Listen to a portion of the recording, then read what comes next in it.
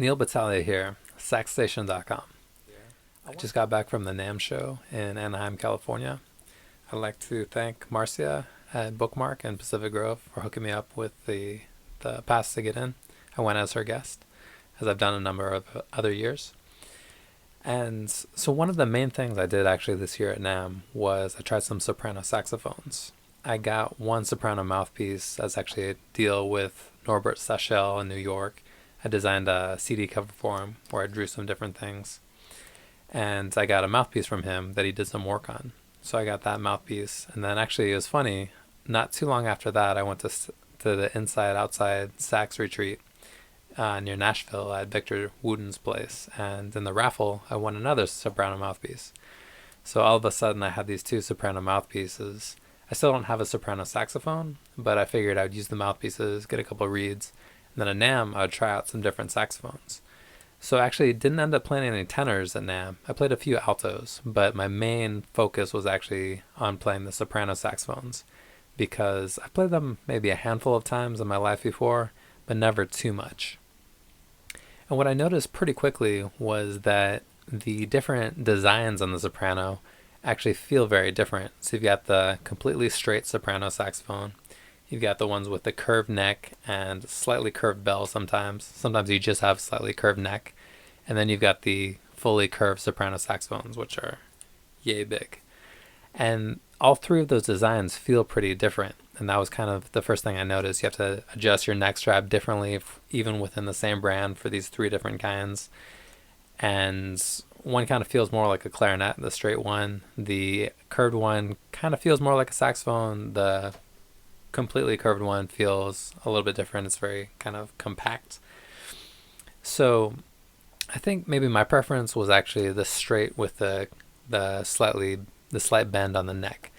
I'm not really very used to playing the soprano, so maybe that would change if I played it more. But I started off by visiting the Rampone booth, and I played a few Rampones there. I remember back when I was taking lessons with Todd Clickard, he had a Rampone alto that he got from Sax Quest, I believe. And he told them how they recommended a certain mouthpiece, a certain reed, and they put on this Rampone, and he really liked it. I remember hearing him play that saxophone. So I went to the Rampone, and I noticed actually I was playing, and I started to play like something with a B flat, and I accidentally hit another key.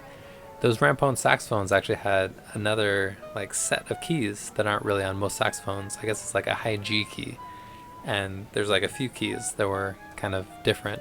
So I took a little bit of video of that to show you guys what that looks like.